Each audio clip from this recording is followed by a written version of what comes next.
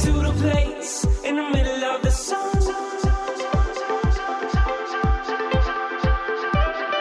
And we'll sing this song, sing it one by one. What's going on, guys? Hey, Love Tribe. Thanks for tuning in. Hope you're having a great day. We have another great show for you where we welcome back Dana McNeil, who is a licensed marriage and family therapist and founder of a group practice called The Relationship Place, located in San Diego, California. And today we talk about uncertainty, which I'm sure a lot of you are feeling in your life, in your relationship, in your career. And today Dana talks about ways to cope with this uncertainty and how to work through it in your relationship. Yeah, and a lot of it has to do with figuring out how you process uncertainty personally, sharing that with your partner, sharing that with each other. And Dana gives us some great tips to do that. And as always, we appreciate you guys so much for tuning in, telling your friends and family about the show, subscribing, leaving us a review, joining the Love Tribe Facebook group, and also checking out our newsletter. If you go to idopodcast.com, you can sign up for the 14-day Happy Couple Challenge, and we'll also email you when new episodes come out and other goodies. Enjoy today's episode. Today's show is brought to you by our online course, Spark My Relationship. Create more passion, improve your communication, and build a stronger, more intimate connection with your partner in less than 90 days. We've collaborated with 15 therapists and psychologists to bring you the strategies marriage therapists teach their clients. To unlock a special offer only for I Do Podcast listeners, visit sparkmyrelationship.com/unlock. That's sparkmyrelationship.com/unlock.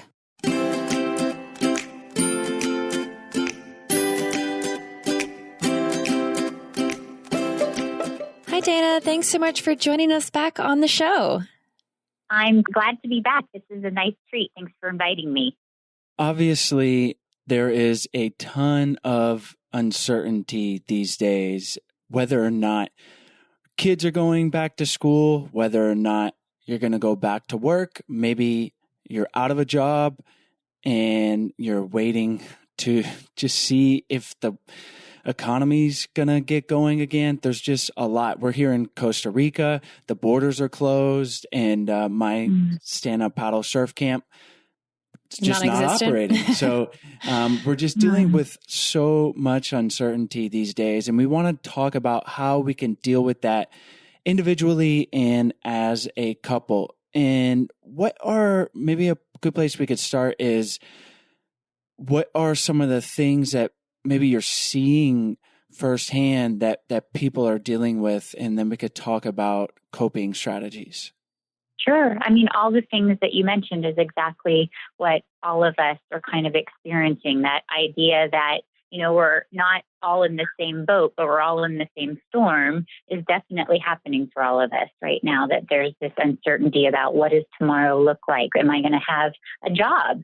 Am I going to be able to coexist with my partner for one more day without wanting to pull each other's hair out? Am I going to be able to manage not getting my hair cut or my hair colored or all of those things, some minor, some big, right? But this sense of uncertainty is really always with us. I just don't think that we think about it as much as we do right now because we're sort of forced into this quarantine. But we don't really ever know what's going to happen to us. We think we know what's going to happen to us, but we don't. And so I don't know if that's comforting or upsetting, but this is kind of the reality of life itself. And one of the things that is really going to be helpful for all of us is to try to find some way that feels like acceptance. Not acceptance that I want things to be like this, not that I'm not going to fight, not that I'm not going to just roll over and let something happen to me, but acceptance that I'm in this space right now. And how do I manage to not let it tear me down, but just find peace around the fact that I'm in it, and how can I manage it so that it doesn't ruin my life? Does that make sense? Yes. And that's a beautiful point of the fact that there's always uncertainty, whether or not there's a pandemic. But obviously, this is unique in our time of having a global pandemic, having the lockdowns, but it is a interesting perspective to take of like, okay, this is different. But before this happened, I could have gotten hit by a car and there's just uncertainty all the time, but it's so unique in that we're all, like you said so beautifully, in the same storm. Yeah. How can we start working towards acceptance of that? I think we need to give ourselves permission not to consider life as usual, that maybe I'm not going to be as productive as I was before, that maybe I'm going to feel more tired, or I'm going to feel a little bit more vulnerable or cranky or less able to get everything done on my to-do list. And maybe I just need to let myself have permission to exist in that space for a while, because even though you think that, okay, well, I'm in this now, I've been doing this for a month plus, and I this is my new normal, why am I still not feeling productive? And it's because you are doing it through a veil of uncertainty and stress and fear and, scared. It's like this constant filter that you have to do everything through. And so if you're expecting yourself to be able to produce and perform the way that you did before this, you're going to be letting yourself down. You're going to be putting too much pressure on yourself that you don't necessarily need to be doing. This will pass when it passes. But expecting too much of yourself is really setting you up for feeling disappointed in yourself or putting additional stress. Now, for some people, it may be a little bit easier than others to accept and kind of adapt to this new norm. But for those of us, and sometimes that can be me and Chase, where we have bit control issues, it's even harder to accept that because there's that inner demon that's trying to control everything. So do you have any extra advice for those quote unquote control freaks in this situation that are struggling even more? Yes. And that's the reality. And sometimes that serves you. So that's not a negative thing. Sometimes that anxiety to get things going in a certain direction is a positive thing, right? It gets you to work on time. It gets you on time. But right now, if we're using it as something that is a push-pull point for us in our relationship, maybe we just want to stop and realize, you know what, there's probably some topics around what's happening with COVID right now that are more important to my partner than they are to me. If I'm more worried about making sure that we wash down all of the groceries before we put them away and my partner doesn't really care and it's not a big deal to them, why am I pushing back on you? Why can't I just give you a little bit of space and say, you know what, this is really important to Sarah or to Chase. And if this isn't one of my standing grounds, I'm okay with this. Can I just ease off and let you have your space on this one topic to help ease your burden a little bit? So you mentioned giving ourselves permission to feel less productive or be less productive, really, and exist in that space. And I definitely battled with that early on in this. Our beaches and borders closed here in Costa Rica March 16th, and my business, my stand-up paddle surf camp, shut down. And I just did not feel like trying to answer emails. Not that there were that many at the time. I felt like there was nothing to really do for my particular business. And depending on, maybe someone's just completely out of a job at this point. Obviously, if you're working from home and still working, then that's giving you a focus or a purpose, so to say. What would you tell to a person who either cannot work, that still has a job, or is out of a job, but is feeling like they want to do something at a certain point? Like, it is important to have that permission. Don't feel like you need to. But then I noticed I felt like a bit helpless in just waiting in the uncertainty of what to do next. Yeah. If it's your personality to want to feel like you did something, that you accomplished something before you can let yourself have a break, because maybe it feels like it's not okay to say, hey, I can't just sit here idly, reading a book in the backyard and watching the birds go by. This is my life. This is my livelihood. Okay. But how about you schedule out some time during the day to do that instead of staying in a tailspin all day long? For someone, it might be, okay, I'm going to let myself look on the computer for 2 hours, see if there's any jobs available on Indeed or whatever, forum I like to look for jobs. Maybe I put my resume together. Maybe I start networking with people, but I'm also going to let myself have some breathing room during this time. I'm not going to spend 8 hours sitting there panicking at the computer and just applying for everything all day long just because I feel like I have to do something. Can I do it for 2 hours in the morning? Can I make sure that I'm still structuring my time? Can I get up from 8 to 10, I'm applying for jobs, I'm looking at leads, I'm updating my resume, and then I'm going to let myself go for a walk or spend some time with the kids or play with the dog or do a puzzle or whatever that thing is that's my self-care. It doesn't have to be, I have to, so many of my clients get in this perseverated place where they're just like spinning. I have to do. You don't. You can do a little bit during the day, but then also let yourself have permission to have a break. I think that's very important for people like myself that feel like in order for a day to be, quote, successful, you have to have done this checklist of things. And that is one of the silver linings here, if we're going to find something, is just not doing anything, reading a book, like you said, watching the birds. There can be a lot of value in really trying to calm the mind and take that in. But here we are, like nearly over 2 months into these lockdowns. And so one of the things that Sarah and I have been struggling with, is myself in particular, is talking about the future. I was trying to talk about when Sarah might go to Florida. Obviously right now she can't, but just what her thinking is in regards to that. And she was like, I'm literally not thinking about it. And I'm like, okay, well, pretend that you had to think about it, because it was just kind of helping me process where she was at. And it was very interesting because I was like wanting to project into the future and not predict it, but say, okay, if this, then that kind of thing. And Sarah was just like, I don't even want to play that game. So maybe, and that's fine, but we had to communicate around that. Can you talk a little bit about maybe the different styles and thinking about the future and how we should be thinking about the future during these times? I think that you gave a beautiful example of the difference between how some couples process stress and how some couples process uncertainty.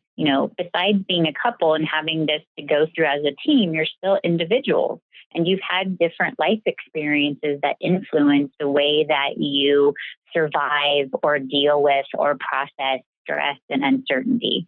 Right. So for Sarah, it sounds like I'm kind of like in a wait and see. And when I have more information, it'll sort of come to me and I'll know what the next indicated step is. But it'll just sort of appear on my path and I'm open to it. Whereas you're telling me that you're more like, okay, I need it to be structured. I need a milestone. I need to know where we're going to end up at the end of the journey. And I need little pieces and parts along the way so that I know that we're on track.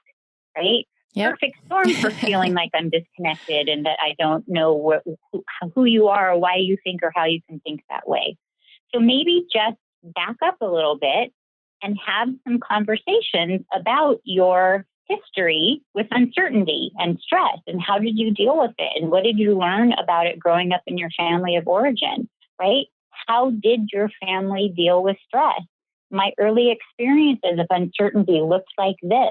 What did chaos look like in my family and how did we respond to it, right? What did I see mom and dad, if I grew up with mom and dad, what did I see them do that has kind of been this little like soundtrack in my mind about how it is that I'm supposed to handle things and I trying to do the opposite of what I saw because it felt so completely foreign to me? Or am I just kind of like on autopilot doing what I saw happen in my family? And does that even serve me? Like backing it up and having some conversations about how do you approach situations might be a nice place to start.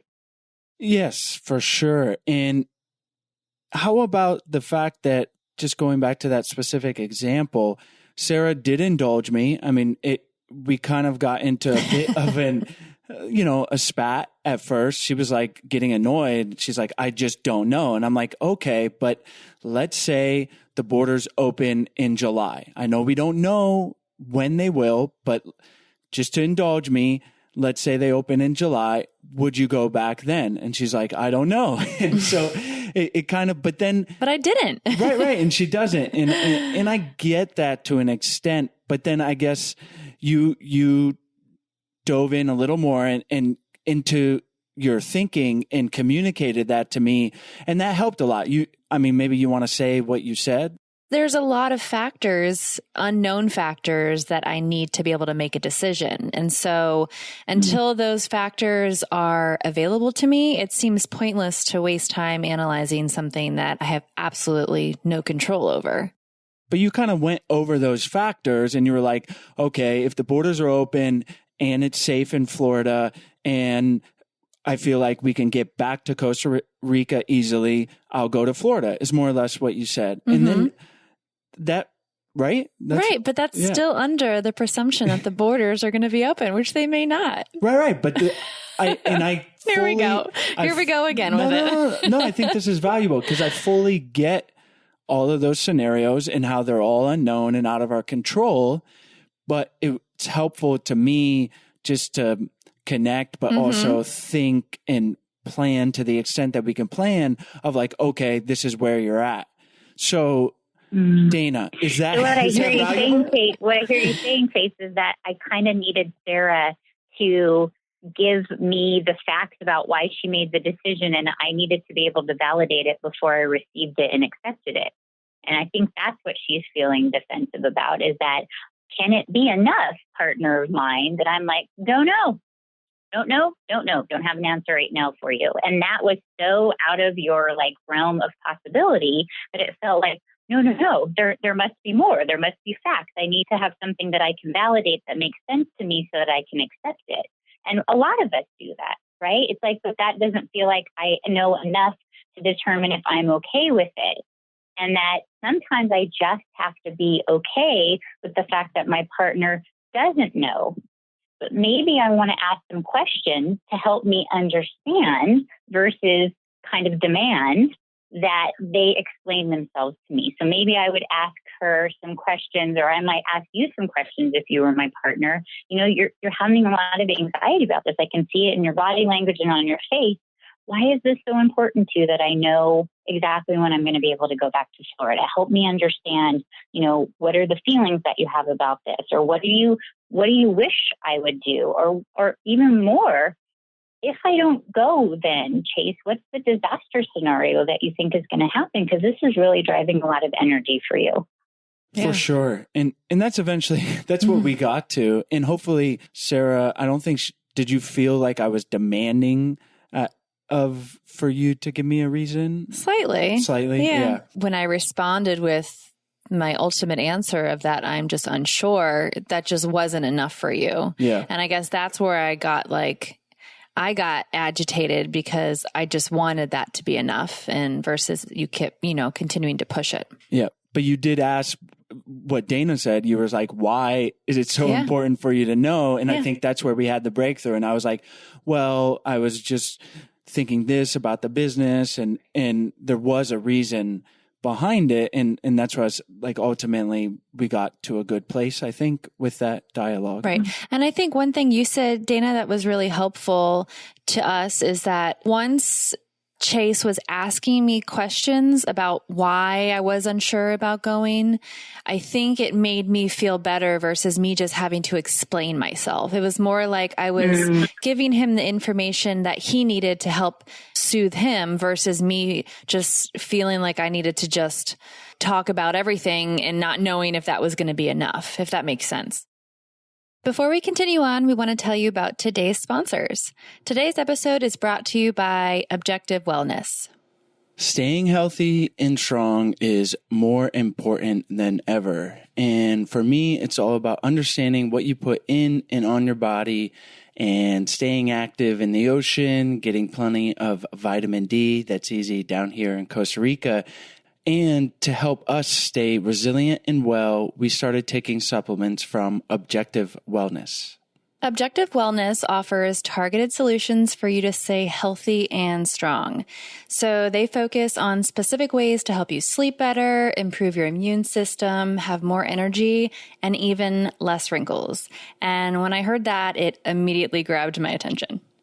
And what else drew me to their products is that Objective Wellness understands that there's no one-size-fits-all solution and that wellness looks different for everyone. Even between Chase and I, wellness looks different. So when I told him that he can eat some chocolate and sleep better, he was sold. That sounds a little too good to be true. And their fast asleep saffron sleep chocolates are a real thing. And yes, they are. It has a calming GABA that relaxes your mind to lull you to sleep, while the saffron keeps you sound asleep all night. And I love these things. And there's no water required.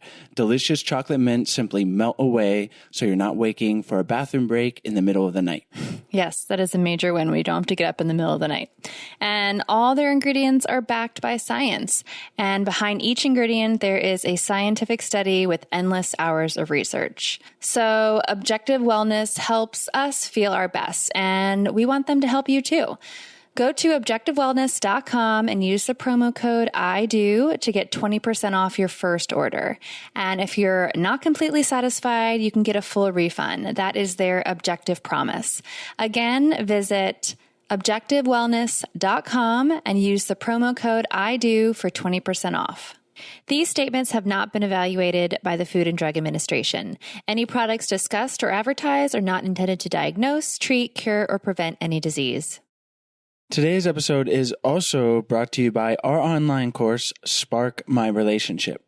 Do you guys want to create more passion, improve your communication, and build a stronger, more intimate connection with your partner in less than 90 days? Yes, sign me up.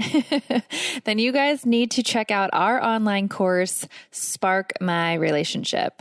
It is an online course, like I mentioned, that we created with over 15 therapists and psychologists to bring you guys the strategies marriage therapists teach their clients.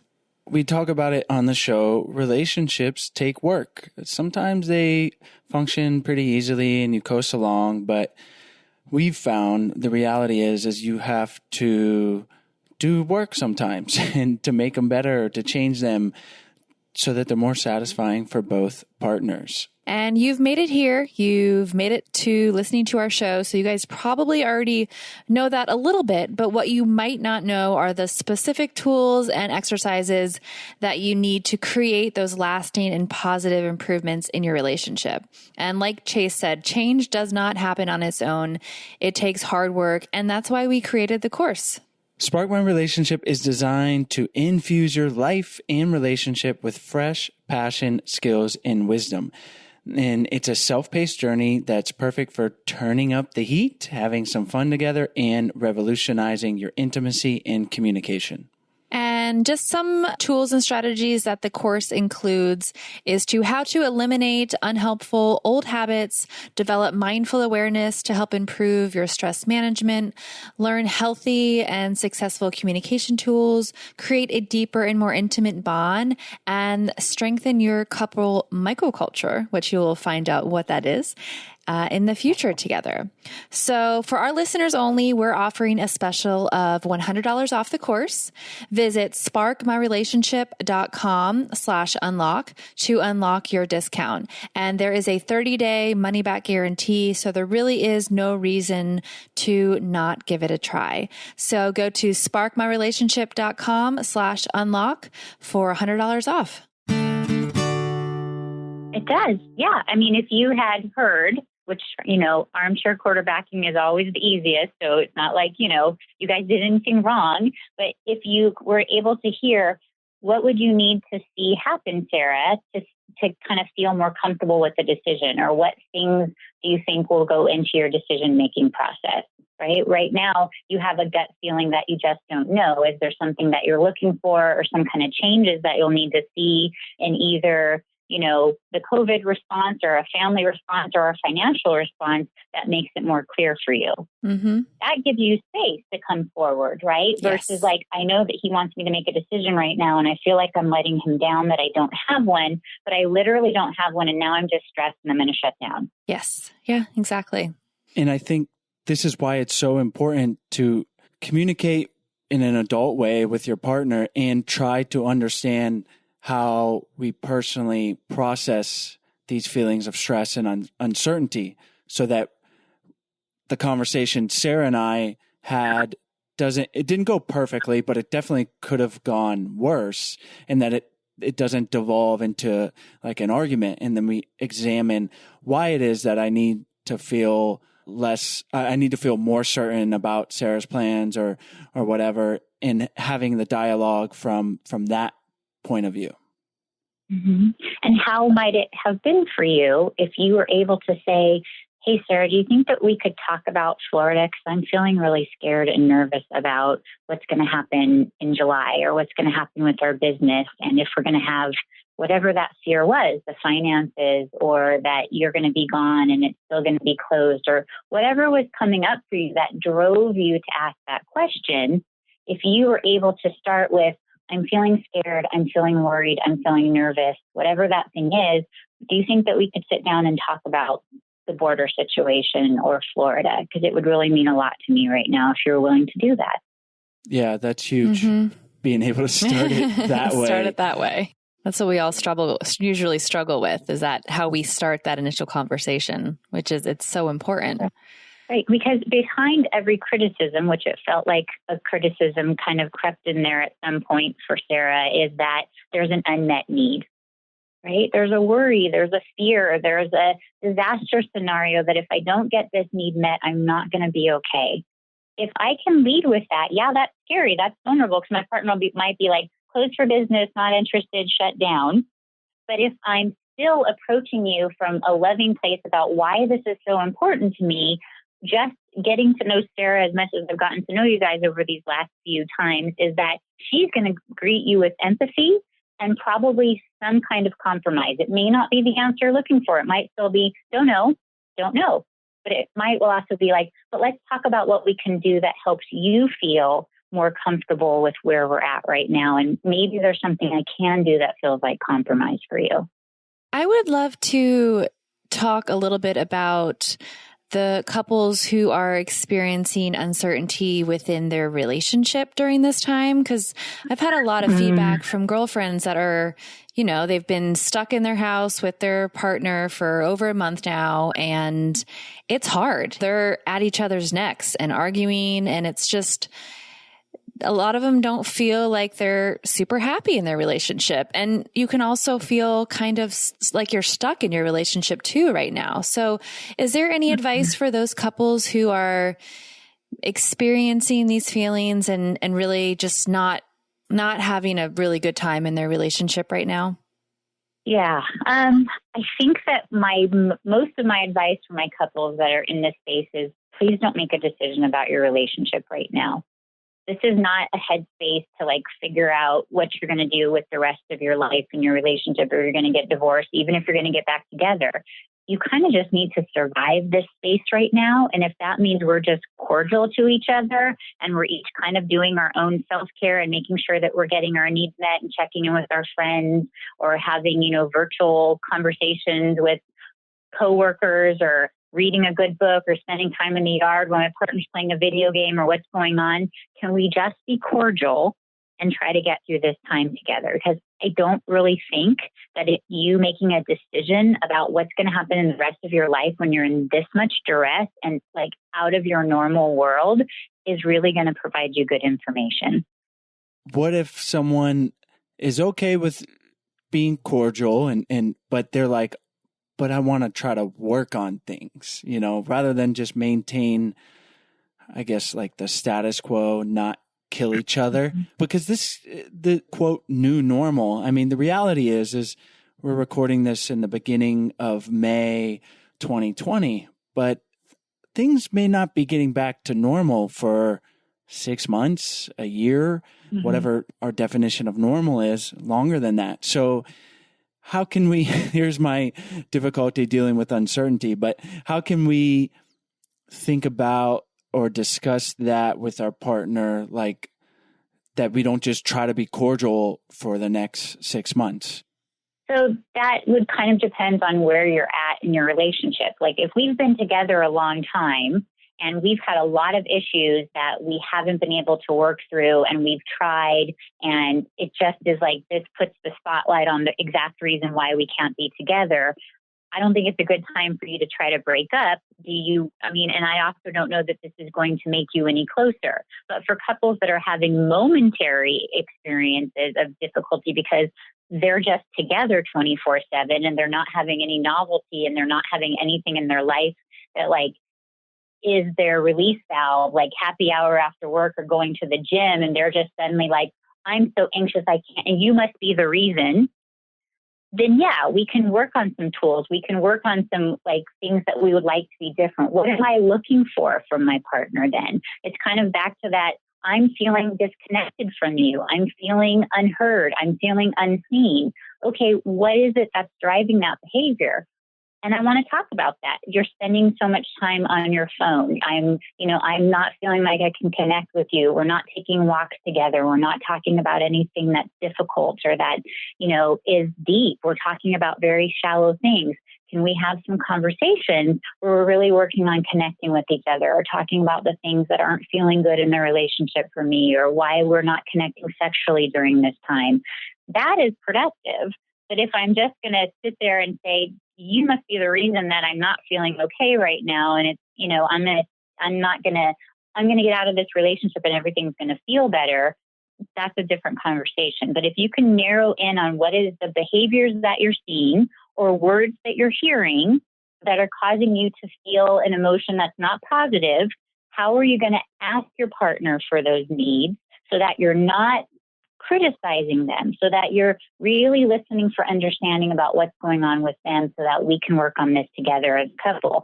That's hard to do, right? So sometimes we may not be able to be emotionally able to do that because we're under so much stress about what's going on with the world right now. So that's why I said it's kind of like on a couple by couple basis. How solid are they feeling about their ability to have deep conversations with each other? That's such an important recognition of being able to distinguish between a relationship issue and, I suppose it's all relationship issues, but something external or something internal. For example, before this whole COVID crisis, I would inevitably get stressed out during my weeks of camp with clients. It was just more stress in my life, and realized that coincided with more arguing between Sarah and I. And so it might first appear like, oh, we're arguing about everything. What are we arguing about? And pretty soon after starting this new job 2.5 years ago, I realized like, hey, I get stressed out during those weeks, and I need to keep that in check and not sort of bring that into the relationship, or if I do, just recognize that and process it. And so obviously this whole situation is just going to be, our lives are so different. Like you said, we don't have these outlets. Maybe for us here in Costa Rica, hopefully by the time this airs, the beaches are open, but they've been closed for 2 months. So I haven't been able to surf. A lot of my friends that surf, that's an outlet for us. And so inevitably that's going to create stress and probably tension in relationships. So it's such an important recognition. And what you just talked about is something that you both do very beautifully with each other, is repair attempts, right? So this sense of like, wait, I contributed to this. I have enough insight that I realize that there's a connection between when I have a bad day at work and me coming home and being more energized about you and more triggered about behaviors that you're doing than I normally would if it wasn't a bad day at work. Oh, aha moment. I better say something about that because I want to acknowledge to my partner, you're not the bad guy here. Yes, you may have said something snarky to me or been short with me or like been spreading your attention too thin and asked me to say things 3 times. And that didn't feel good. But I also contributed to this and I'm willing to own my piece in it. if we're sitting at home in COVID and I'm like, everything is your fault and you're making this hard on me and you're not doing this and you're not doing that, we're probably not going to have a great relationship right now, because I'm going to feel defensive and I might realize that, hey, you woke up on the wrong side of the bed and you've been kind of crappy all day long. And then we finally got into a fight at the end of the day because I've been trying to avoid you. If I can realize, you know what, hey, I contributed to this. I've been snarky all day long, and now you kind of got fed up with it, and I didn't really realize I should have been backing off and like taking a walk or doing some self-care. I'm sorry. Can we start over again? Right? If couples aren't willing to do any repair attempts, it's going to be a long haul. Well, we certainly don't do it perfectly every time, but we do try. And I think that is the important part. And certainly during these times, it's more important than ever to give your partner the benefit of the doubt, be kind. And Dana, we think this is a great place to maybe wrap up. And we appreciate you so much for coming back on the show. Before we wrap up, are there any things that you want to emphasize or maybe that we didn't mention about dealing with uncertainty during these times? And then we'll say goodbye. I think it's really important maybe to incorporate like 20 minutes a day of something that we talked about on the last podcast together, the stress reducing conversation, where you kind of just let your partner have some space, maybe like 10 minutes just to talk about what their worries or what their fears are or what they're struggling with today, and not try to fix your partner's problem. I'm listening for understanding and for support. And so that might sound like, yeah, I'd be stressed out about that too. I can totally see why you're feeling that way. That must be really rough for you. That doesn't mean I necessarily agree. That doesn't mean that I would handle myself the same way. But what it says is you're not alone. There's somebody that's witnessing this for you and somebody that cares, and that you're going through this with a team member. And if your partner starts to go on and it feels like it's too much and you feel like you're getting overloaded by their stressors, you can always break it up and say, so what do you see as your options? What are you thinking that you want to do in this situation? And just listen. I'm not there to tell you how to fix your problems. I'm just listening for understanding. And that's really going to reduce a lot of stress right now if we can do that on a regular basis with each other. I can't agree more. Feeling supported and connected with your partner is probably one of the biggest ways to get through these uncertain times that we're dealing with right now.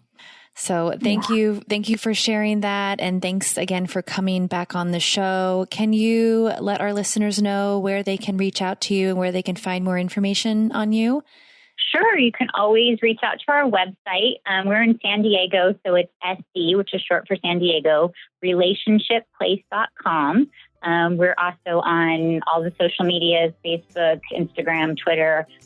You can certainly reach out to us and, call us, email, text us. We'd be happy to support you in any way that we can. Wonderful. Well, we'll have all those links on our show notes and on our website at idopodcast.com. And thanks again for joining us, Dana. Okay, take good care of each other. Thanks so much for listening to today's show. As always, all the links are in the podcast description and on our website. So if you are dying to check out our new podcast series, Love Under Quarantine, you can click those links in the episode description and get access immediately. The podcast series is now available, and we hope you guys check it out. And as well, there are always free resources on our website at idopodcast.com, freebies, all different types of topics. So check out our website, and we hope you guys enjoyed the show.